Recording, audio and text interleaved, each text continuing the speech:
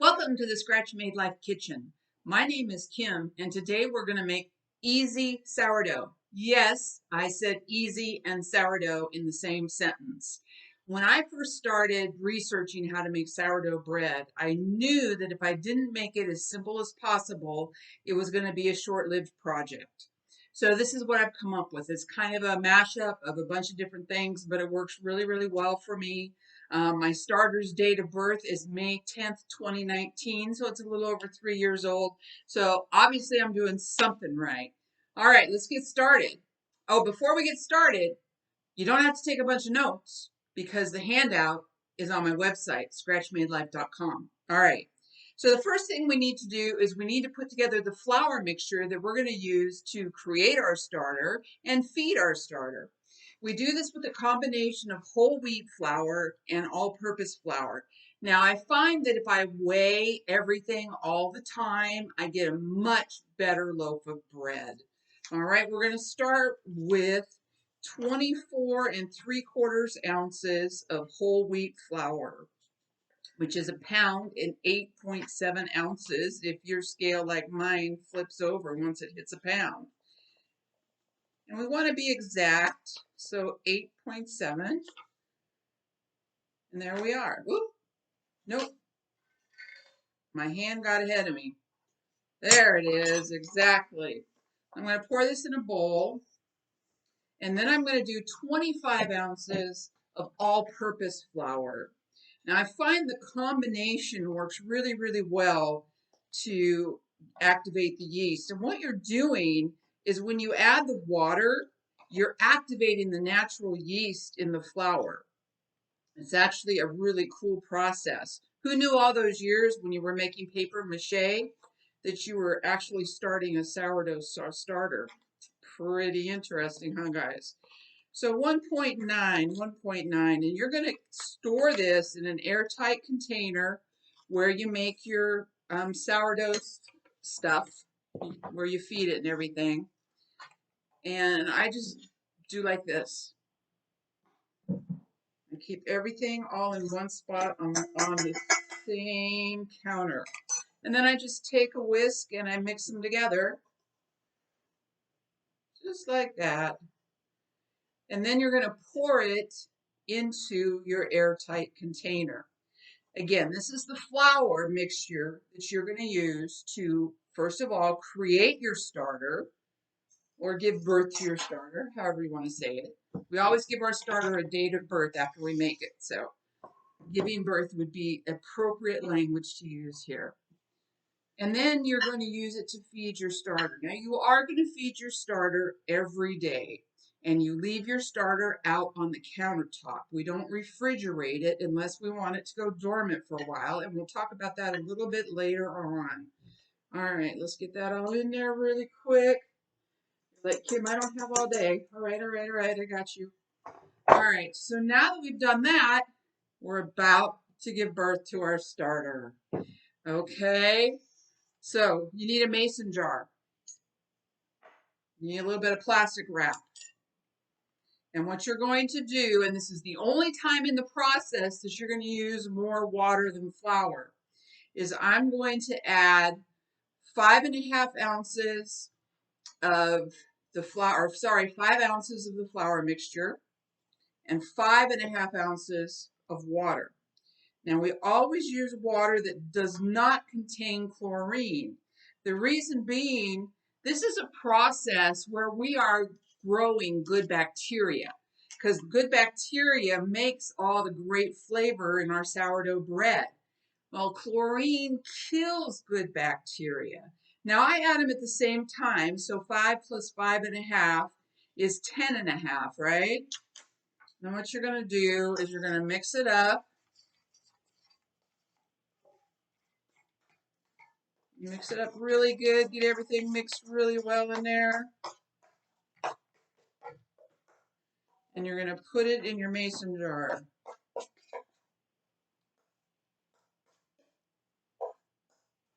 And guess what? You just made your sourdough starter. This is what I did a little over 3 years ago when I made mine, this exact same thing. Now, what I like to do, especially when I first started, was make a line where the top of my starter was. I don't do that the first day. The reason being is after you feed it tomorrow, it's going to start maybe like right about here. And then you want to keep track of it. The reason that's important is once your starter doubles, it's ready to go into the baking process. And everything else is the same. All your steps, once they double, they're ready to go on to the next step. Now, something super important, don't let it start going back on itself, which it will do. That means it's hungry. If it starts to go back down, so let's say it gets up to here, after you've fed it, it's about 12 hours is about right. And then you wait a couple more hours, let me go run an errand, I'll come back, and it's gone down about a half an inch. Oops, you have to feed it. It doesn't have enough gusto in it to do what it needs to do to move on to the next steps to create your bread. All right, so just remember that when you're doing your timing, when you're ready to prepare to bake. And we always want to make sure that it doubles on itself. So let's just get a little piece of plastic wrap and just set it on the top of our starter and take your mason jar lid and just set it on there because it needs some oxygen to do what it needs to do. You don't want to completely shut it down, okay? It needs a little bit of oxygen, all right? So there's our starter. Now we have to feed it every day. The reason being, like I said, it does some activity, it does some things, and then it just runs out of gusto. So the next day you go and it's done what it's supposed to do. You're going to notice, and this is really apparent in the handout, there's tons of pictures in it, lots of bubbles. And it'll, over time, it's going to take a little bit of time. It's going to start getting that nice sour flavor, all right? But when we feed it the next day, we're going to do 2 ounces of water, 2 ounces of starter, and 2.5 ounces of our flour mixture. This is what we do every time we feed it, all right? Now, I do it in the order water, starter, flour. The reason being is if I do it in that order and I over measure, I can take it out. But if I were to add the flour and then add the water and I added too much water, I'd have to start all over again. All right, so we're going to do 2 ounces of our water that does not contain chlorine. And there we are. And then we're just going to take 2 ounces of our sourdough starter. And you'll get pretty good after a while of being able to get it right. And there we go. And then 2.5 ounces of our flour mixture for a total of 6.5 ounces in your scale there. And I love this. I got this on that lovely online retailer. And if you go to my webpage, you'll see a little tab that says supplies. That'll take you to my Amazon page, and all the stuff that I use is there for you to buy as well if you like. Okay, and so you just mix it up. Make sure you mix it real thoroughly. You're like, Kim, you're not cleaning that in between steps. You know what? You don't need to. I mean, if I'm going to do it daily, then I do. But like when I do classes and stuff, it's not necessary. Now, you're going to notice that the texture isn't as runny as when we made the starter. Like I said, that starter step is the only step where you're going to add more water than you're going to add flour. And then what you do, put your plastic back on top of it and the lid back like that and put it on the counter and let it sit for 24 hours or 12 hours if it's the point where you're ready to bake a loaf. Now, don't have huge expectations of your starter for a couple months. Go through the steps, bake some loaves of bread, understand that it's going to get better. Okay, it's going to get more sour as it ages, as your starter gets older. It's going to get a little bit more bubbles. It's going to be just better and better with time. Okay, so that's why when people say I have a 10-year-old starter, that's why it's so awesome and special, because you know it's going to make a really great sour sourdough bread. Now, early on, if you want to cheat a little bit, you can add just a tiny pinch, and I mean a tiny pinch, like a 1/32 of a teaspoon to your dough right before you bake of citric acid. And that will pump up the sourness artificially. When I did it, I thought the flavor was okay, but I probably wouldn't do it again, but it does work. So if you want to give it a try, in your early loaves, why not? But it's not going to take too long and you won't have to do that anymore.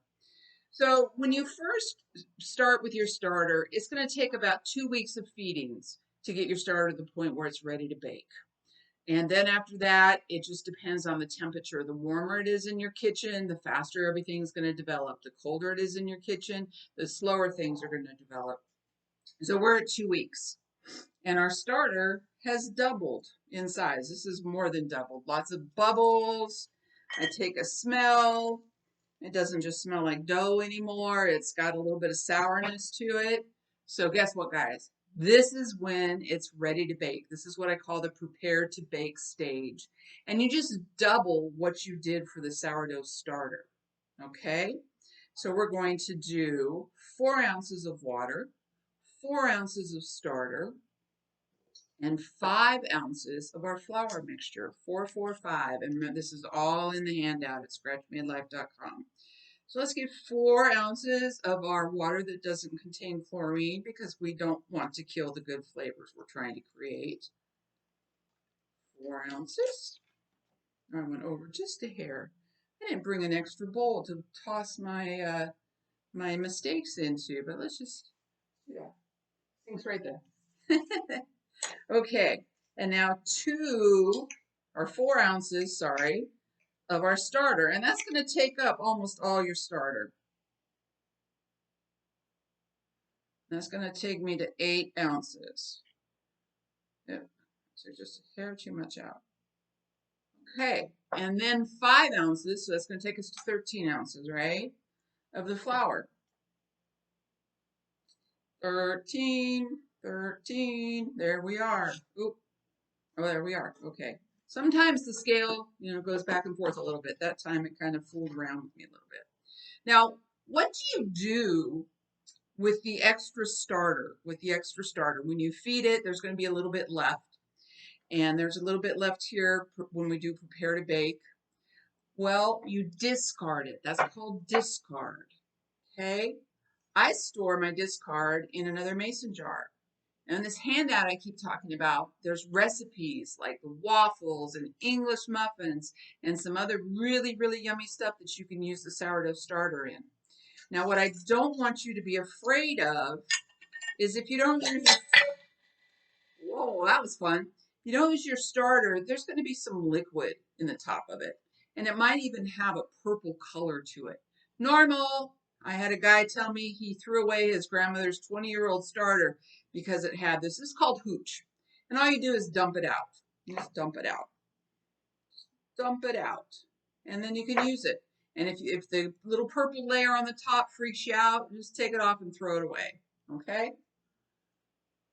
All right. So I'm going to stir this up. This is the prepare to bake stage. And again, it's going to have about the same consistency as your starter when you start it up. After I stir this up, I'm going to put it in a glass bowl. Now you notice everything I'm using except for this is glass. That's because I want to be able to see the development. I want to see how much things are rising. I want to see how much bubbly is going on. So another glass bowl. And you put this in that glass bowl. And you put a piece of plastic wrap over the top of it. And you set it on the counter for 10 to 12 hours. So what I usually do is I do this before I go to work. And then when I come home, I put it in the refrigerator. And it's called a cold proof. And the cold proof just helps everything set up very nicely and get all happy. Okay, and then the next morning, I get up and it's doubled in size from the time when I first created it until the time I got out. Put it on the counter while I'm having my coffee, let it warm up just a little bit because it makes it easier to mix in. And now I'm going to make my dough to make my actual loaf of bread. So at this point, you can use any flour you want. I find that wheat bread gives you a more sour flavor. So if it's early on in your starter's life, you might want to use wheat bread or wheat flour, or rye flour works very, very well as well. I'm just going to go ahead and use the starter flour, which you can do as well. And what I'm going to do is I need for a small loaf, now there's a recipe in the handout for a large loaf as well. You just double everything. So I need 18 1/3 ounces of flour. All right. 18 1/3 or 1 pound, 2.3 ounces. Now I do the flour first because it's easier to mix, and I'll show you why that's important. What did I say? What did I say? 1 pound, 2. All right, we're almost at 1 pound. The reason I'm not pouring it directly out of the container is because I'm messy. And it would be all over the place. And then you just need a couple pinches or a teaspoon of salt. Then I just take my trusty whisk. Boy, is this whisk good for a lot of things. And I put it in my glass bowl. Yes, another glass bowl. My husband once said, "Why do you need so many bowls?" Well, here you go, your answer.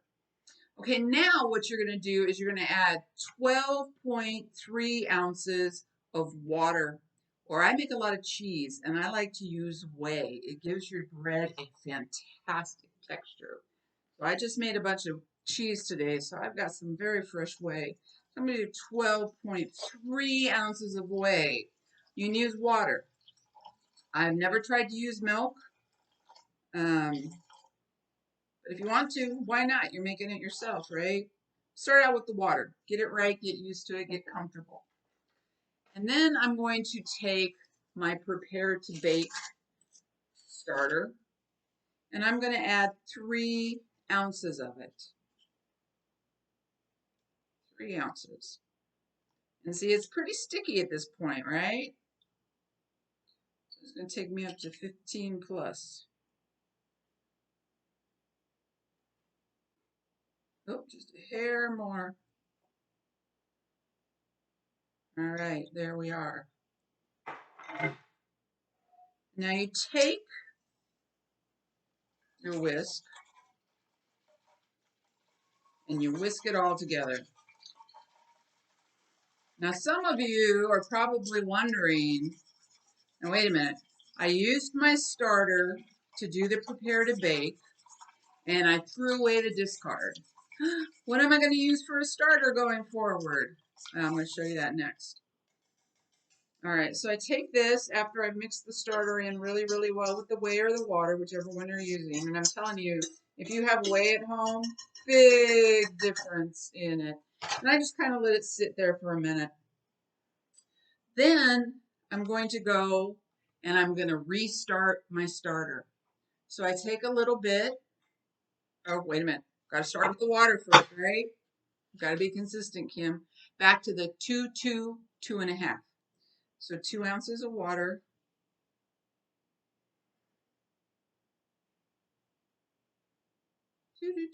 Feel like I should be playing the Jeopardy theme in the background.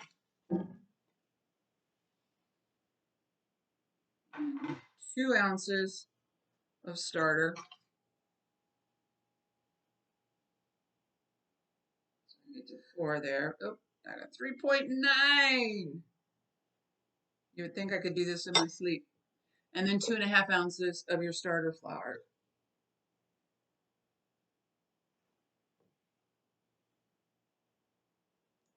A little bit too much. And see, that's why I like to do it in that order, is so that if I overdo it, I can get off what I put too much in.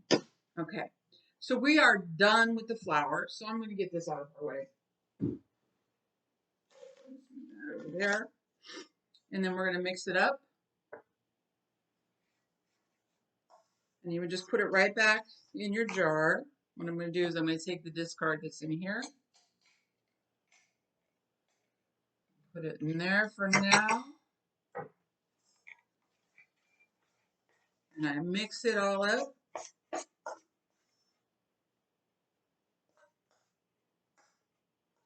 And I put it back in here. And we are back in business. All right. So you got your sourdough starter going again. And the longer you do it, the more hearty your starter gets. And the quicker you're going to be able to bake. Now, sometimes you can get 2 loaves if you're doing small loaves.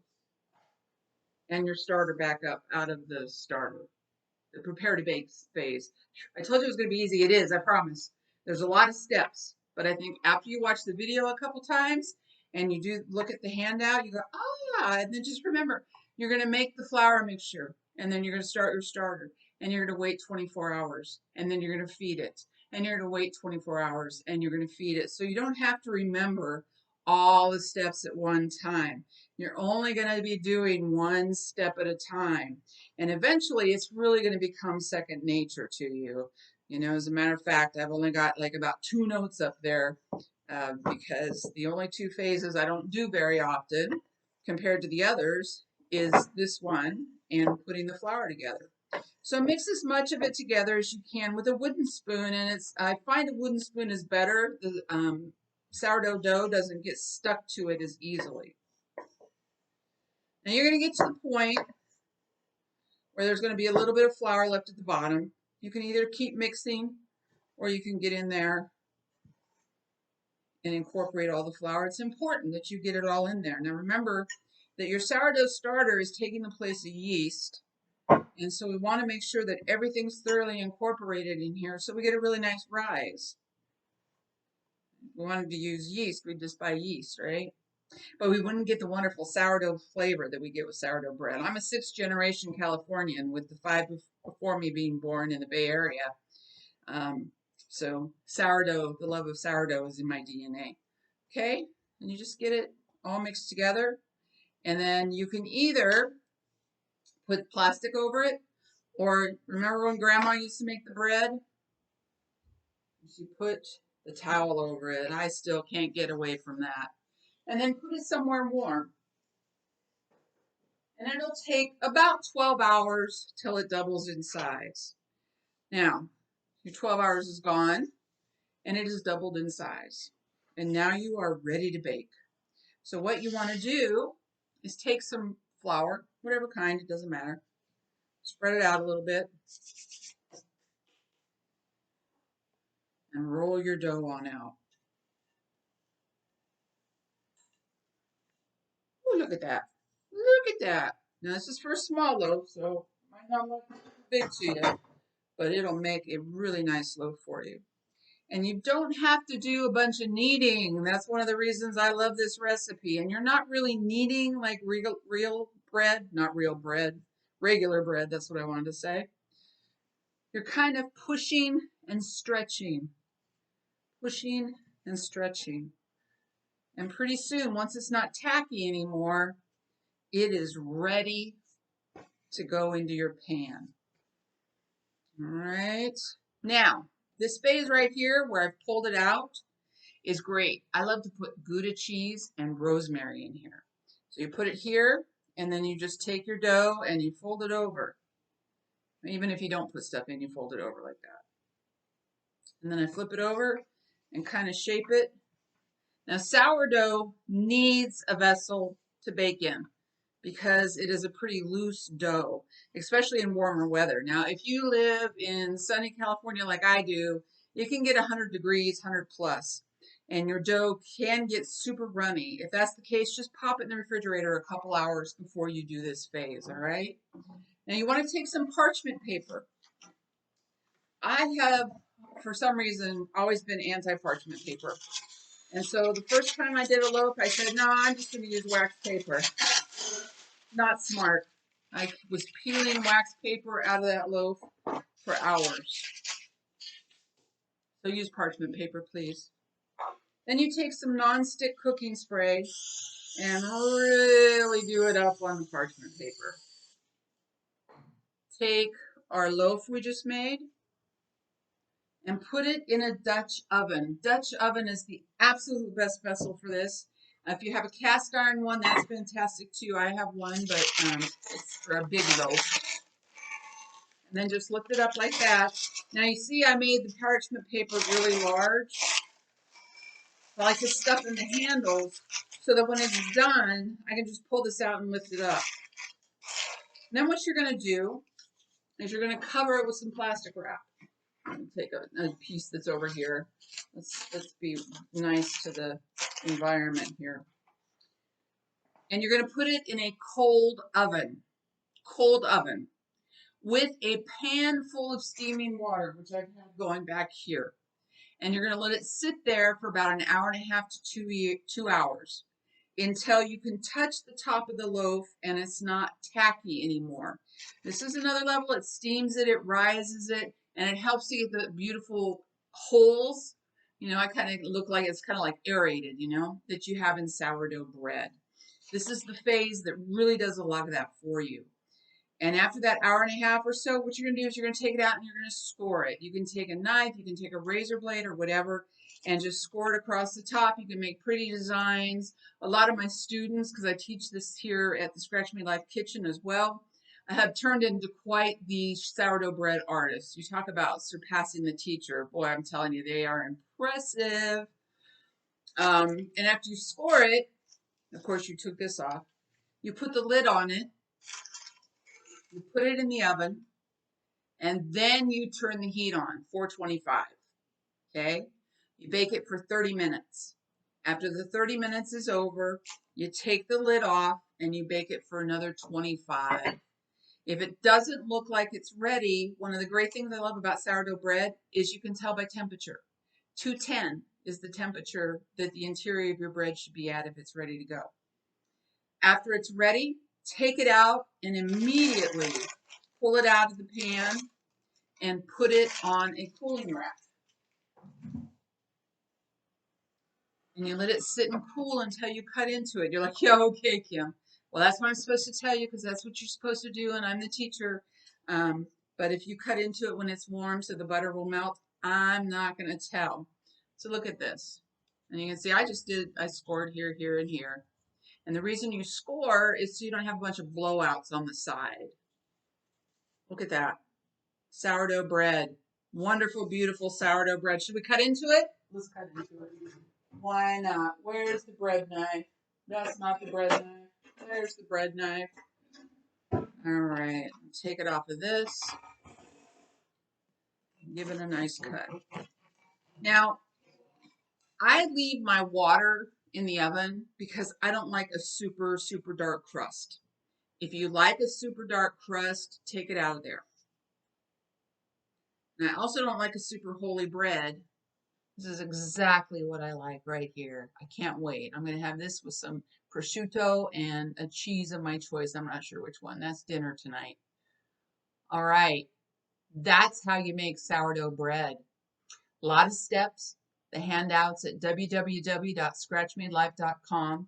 But it's really very easy. Once you get used to it, once you're familiar with it, you'll be like, you know what, this isn't that bad. And it's something that you can maintain and keep going. One really important piece of information before you go, however, you're going on vacation. My friend takes her starter with her. Do I have to take my starter with me? No, you don't. Just do this. Take a regular jar from a mason lid, put it on this, lock it down, put it in the refrigerator until you get back. When you get back, just start the process of feeding it again. I've gone as long as 5 months with it in the refrigerator, and it just takes a couple days to pop right back. All right, everybody, good luck. And if you have questions, go ahead and leave them in the comments or contact me via scratchmadelife.com. Take care, everybody. Happy bread baking.